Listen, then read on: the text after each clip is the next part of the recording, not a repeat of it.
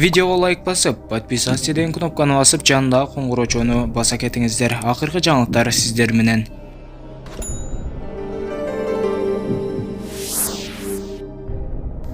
Бишкекте дайынсыз болуп жаткан 14 жаштагы Акылбек Талайбеков изделүүдө. Бул тууралуу Лена райондук милициясынан билдиришти. Маалым болгондой, 8 январда милицияга Бишкек шаарынын ТК аттуу тургуну аял киши кайрылып, 14 жаштагы уулу Акылбек Талайбековду табууга жардам берүүнү суранган. Анын айтымында уулу 7 январда болжол менен таңкы саат 5:00 Арча бешиктеги үйүнөн чыгып кеткен бойдон дайынсыз болууда. Аталган факт каттоого алынып, тергөөгө чейинки текшерүү иштери башталган. Белгилери бою 165-170 см, арык чырай, көзү жана чачтары кара. Өзгөчө белгилери: сол бетинде тырыктын тагы бар. Кийген кийими кара түстөгү куртка, баш кийим, шым жана кара түстөгү велосипеди бар.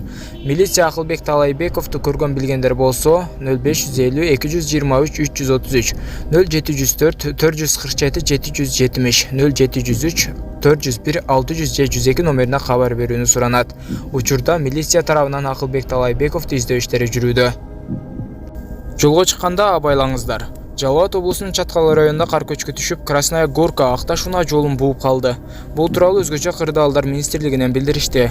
Маалым болгондой, аталган жолдун 1-4 чакырымында кар көчкү көлөмү 7725 метр куб түшүп, каттам эки тараптуу жабылган. Учурда жолду кардан тазалоо иштери жүрүп жатат. Кийинчерээк кошумча маалымат берилет. Жогорку кеңештин депутаты Дастан Бекешев келерки аптада өлкөдө аба ырайы сууктай турганына байланыштуу мектептерди онлайн окууга өткөрүүнү сунуштады.